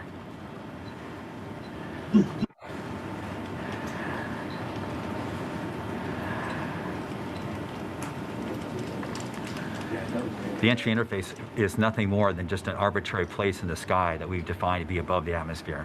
But from that point on, there's definitely atmosphere, and above it there isn't. We are 2 minutes from entry interface. Perseverance is to transmit heartbeat tones, indicating everything is nominal. 700 miles from landing site. So the tones can tell us whether something's bad or not is happening. So far the heartbeat is doing well. So the vehicle thinks it's in good shape to land, which is a great sign.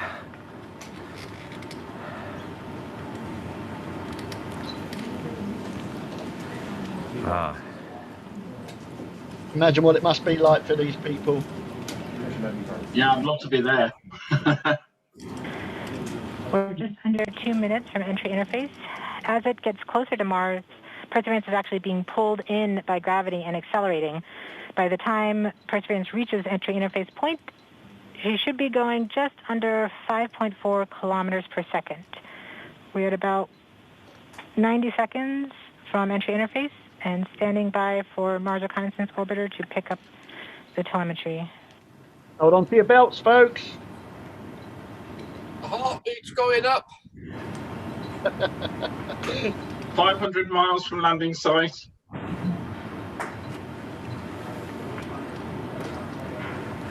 It's going down.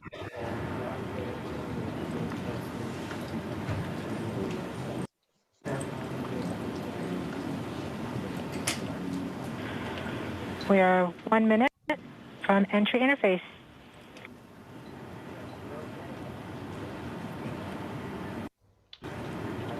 $400 miles. Entry interface point now.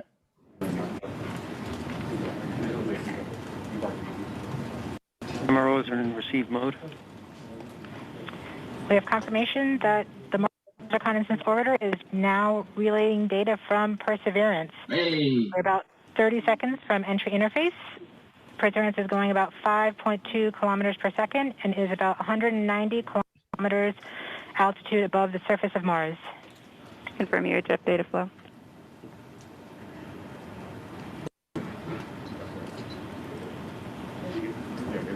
About seconds from entry interface. 5.3 kilometers per second and an altitude of about 150 kilometers from the surface of Mars.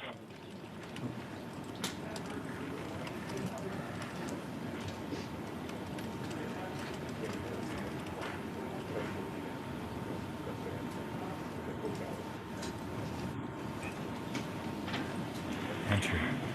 We have confirmation of entry interface. Perseverance is currently going 5.3 kilometers per second at an altitude of about 120 kilometers from the surface of Mars.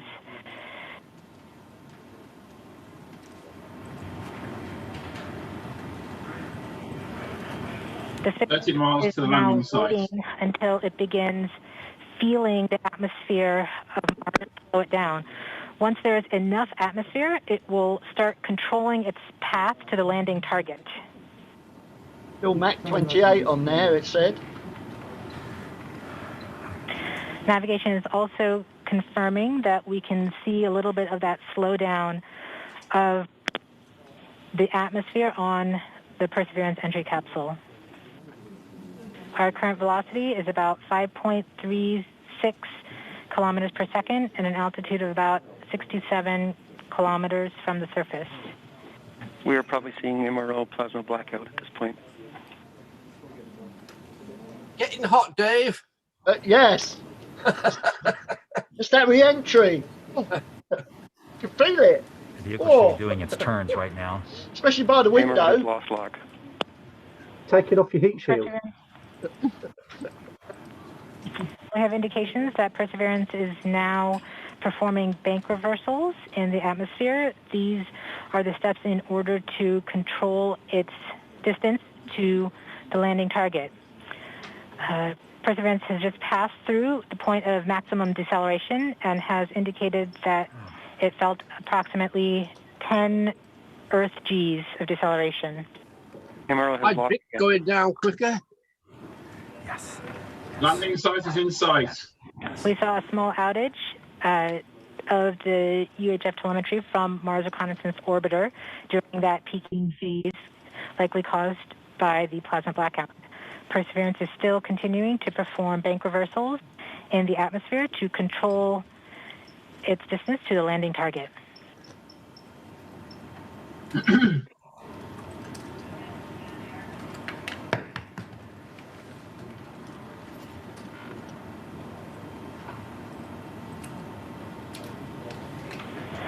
Perseverance is going about 1 kilometers per second at an altitude of about 16 kilometers from the surface of Mars. We have entered heading alignment, which means Perseverance is no longer trying to control the distance to Mars, to the target on Mars, but instead is flying straight to the target. Oh, parachute deployed. Parachute.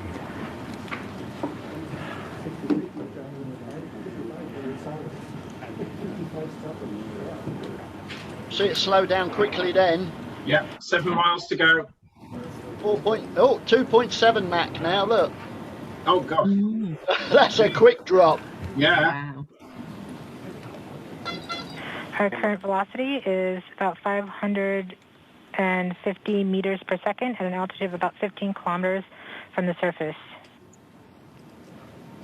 Oh, heel's gone. MRO's reporting good telemetry log.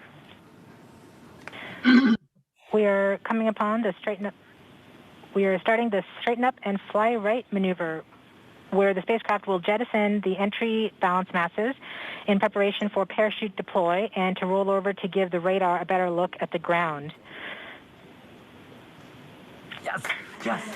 The navigation has confirmed that the parachute has deployed, and we are seeing significant deceleration in the velocity. Our current velocity is 440 meters per second at an altitude of about 12 kilometers from the surface of Mars. Need that crane to work now. That's the next step. That's the one I'm looking forward to.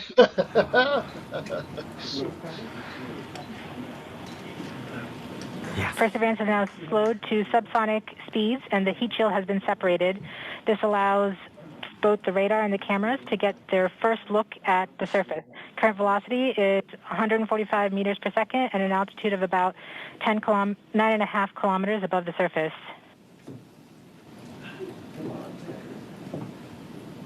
We don't want a Starship program error like they had with the fuel running out just before it gets to the landing. No.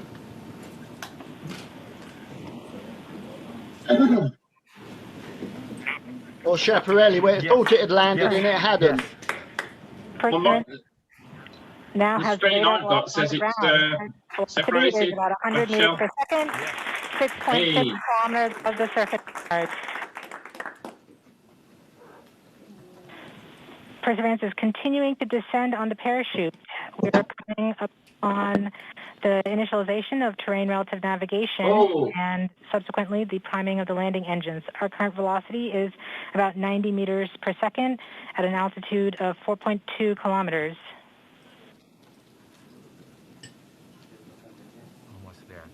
Almost We there. have confirmation that the lander vision system has produced a valid solution and part of terrain relative navigation. Yay. We have timing of the landing engines.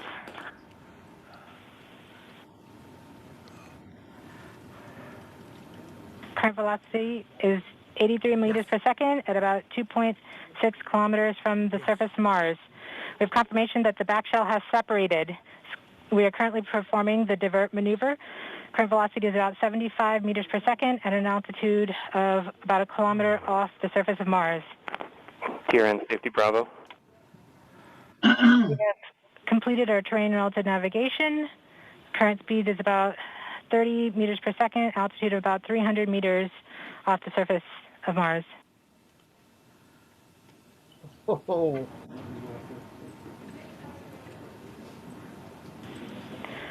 We have started our constant velocity accordion, which means we are conducting the sky crane, about to conduct the sky crane maneuver.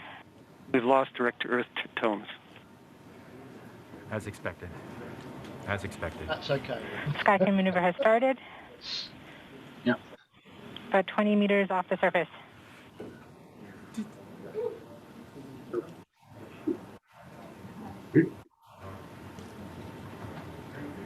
We're getting signals from MRO. UHF is good. Are we there? Sounds like it. Touchdown confirmed.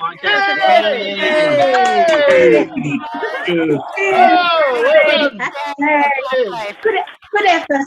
Fantastic. Are we there yet? Well done. At this point, the descent stage has flown away to safe distance. Perseverance Brilliant. is continuing to Mars, yes. Absolutely brilliant. Mars to Earth. Right, we got to get those potatoes planted now.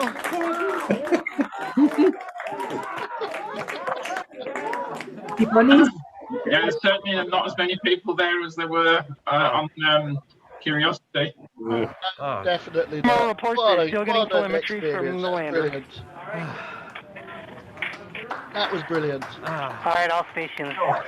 Well done, everybody. Well done. Touchdown confirmed. We're I going to know wait you for the can't image. hear us, but well done.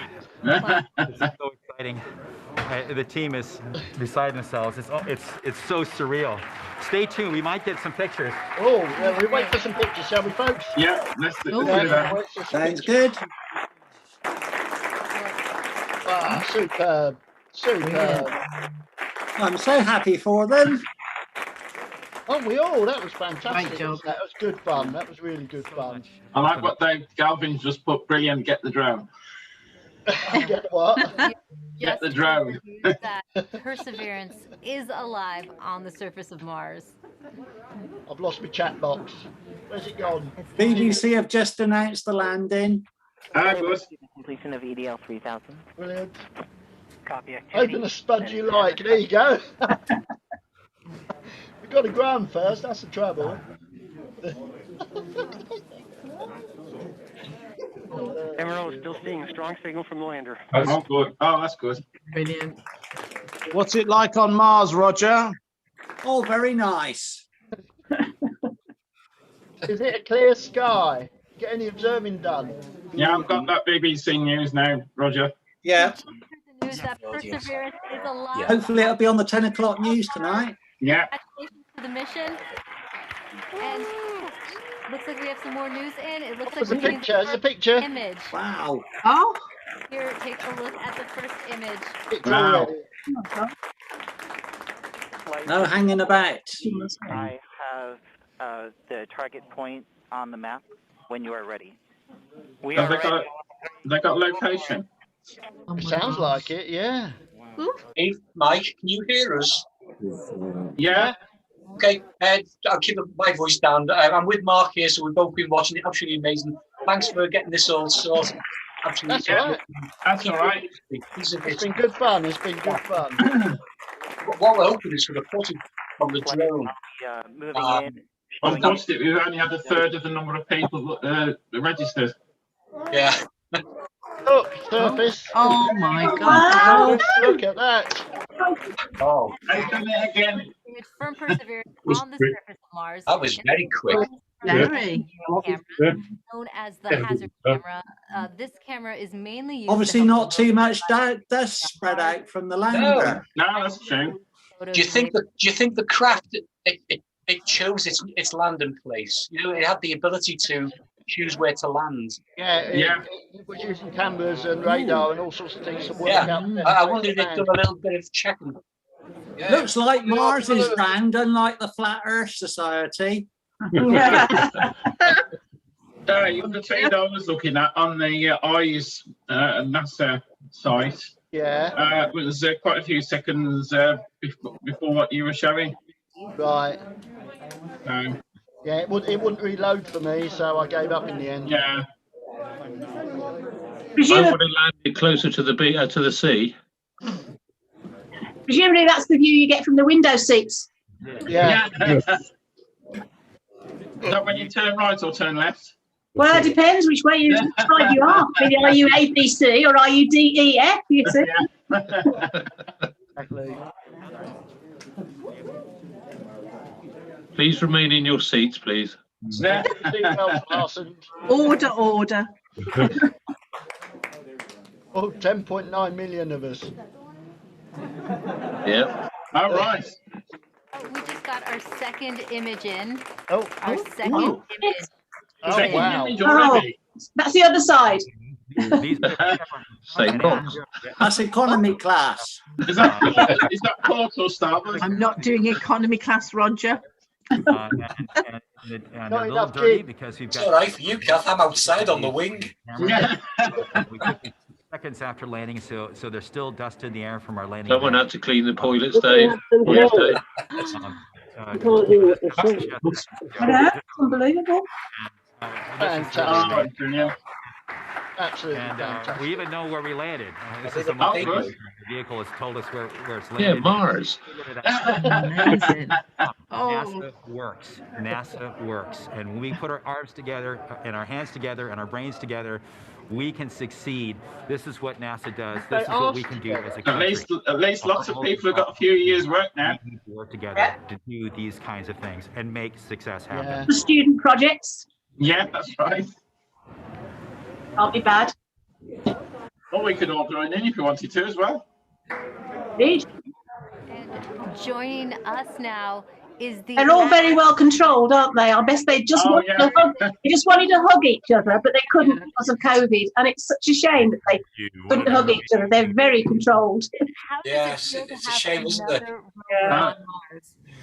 It's amazing to have Perseverance join Curiosity on Mars, and just a credit to the team. I mean, just what an amazing team to work through all the adversity that goes and all the challenges that go with landing a rover on Mars, plus the challenges of COVID, and just an amazing accomplishment. And what does this mean for NASA and its future plans? So for robotic exploration, every time we execute a mission with new instruments, we discover new things and things we never thought we would discover. So that always informs our future robotic missions, both landers, rovers, and orbiters. This mission also has technology on it. One of the cool things is the Ingenuity helicopter. It's an experiment on this mission, but if it's successful, we can use it as an science observation platform by putting instruments on it, and also use it as a scout for future rover missions. And then just the entry, descent, and landing capability. It'll allow us to land more larger, more ambitious on the surface of Mars. And then for human exploration, we have the Mars Entry, Descent, and Landing Instrumentation, which is going to give us EDL information. We have the Mars Environmental Dynamics Analyzer. It's going to give us size and properties of dust particles, because when we send people, we're going to have to deal with that dust. This is just an incredible mission because of the science and the technology, and then caching samples for a Mars sample return mission. That will be an amazing mission, the first round trip to Mars and back, and bringing those samples cached by Perseverance back to Earth to examine with state-of-the-art equipment in our laboratories here on Earth. We have so much to look forward to. And we also have a student question coming in from Landon. Let's take a look. Hi, my name is Landon Applegate. I'm in 6th grade and I'm going to Academy for Academic Excellence.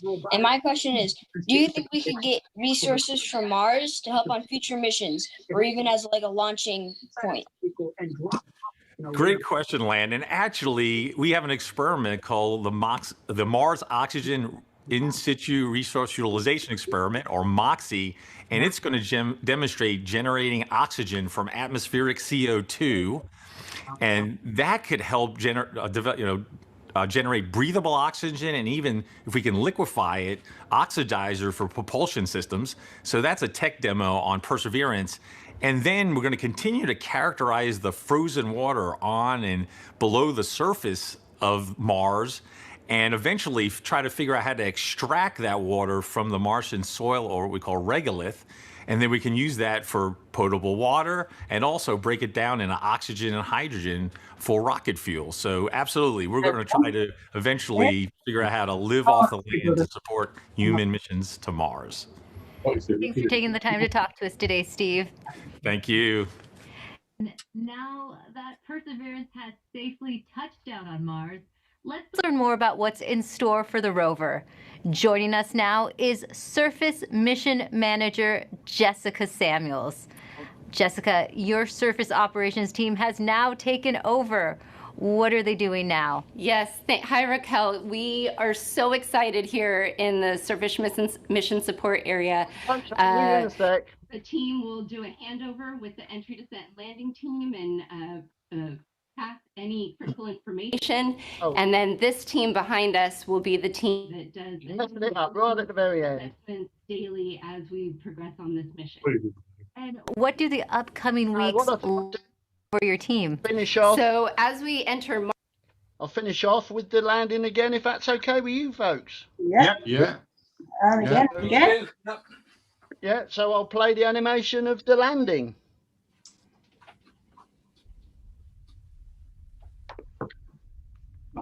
Just people in the room, isn't it, everyone?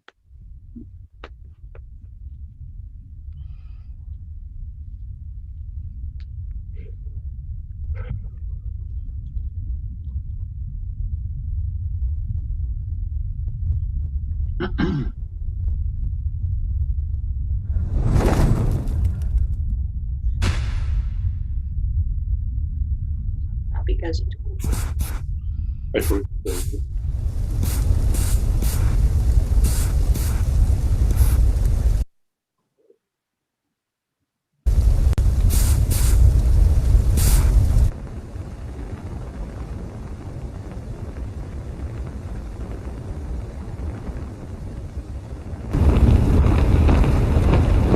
actually viewing that.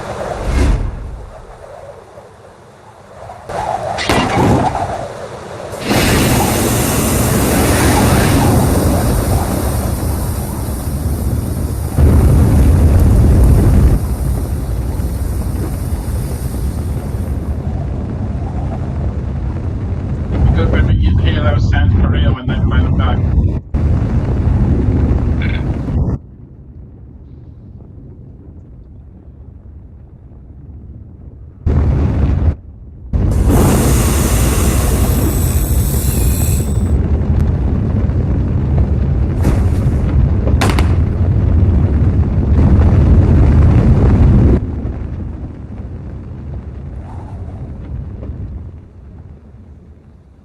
I could watch it all night, couldn't you? That's the time where it landed relative to where they were targeting.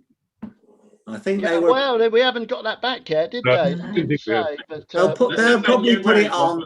Yeah, we'll catch up with that in the morning. Yeah, they said they knew where it was, but they didn't Yeah, say. they knew exactly where it was, but they didn't say where it was. I was just wondering, do you know if they're going to get a call from the White House? I would have thought they would have. Yeah. They should. Yeah. What an achievement, eh? What an achievement. Oh, wow. It's, Brilliant. Absolutely brilliant. And it's great to share it like this, isn't it? Yeah, yeah. And I think what one of the presenters said earlier, I still think it's a great time to be living at the moment, you know, with all these things going on. Yeah. You know. Yeah. And be able to experience it in the way it is. Yeah. Yeah. I just wanted to say that it's lovely that this has happened in our lifetime. Yeah. Yeah, it's quite a treat. Yeah, amazing, amazing stuff. Well, I hope everybody on Astro Radio got the feel of that, because obviously it's very visual, quite a bit of it. Yeah, I talked them through bits and pieces, and then like I say, when the 7 minutes of terror was happening, I played Mars from Holst underneath it, so it kind of made it more dramatic. But I'll be continuing on Astro Radio up until 10 o'clock. If anybody wants to go over and have a listen, it's www.astroradio.earth, and the show Reach Out and Touch Space will be carrying on till 10 o'clock tonight. Excellent. Okay. Okay, great stuff. Well, thanks to everybody for joining us in the Zoom tonight, sharing this experience. It was great. Yeah. There wasn't quite as many as registered, but yeah. No. which has been a shame. We made up for it. Some people seem to have a problem with the links. I don't know quite what went on there because most people got in. I know Ron didn't get in, but he joined us on YouTube anyway, so he managed to join in even though he wasn't here live with us. So thanks, Ron, for joining us. And thanks Colin, to you, Dave. Sean and Daz. Yeah, thanks to you, Dave, for taking charge of everything. Well, that's right. I've messed up a couple of times, but hey, you know, it's all live event, so you just That's cope TV. with it. Empty. Better you, Dave, than them. And the best thing, yeah, that's true. Yeah, you didn't crash it, Dave. You didn't crash it. And the most important thing was Roger wasn't first. Really? David, if you're in Mars orbit, do we still look up or do we look down? Brilliant fun. Thanks for joining us, folks. Anyway,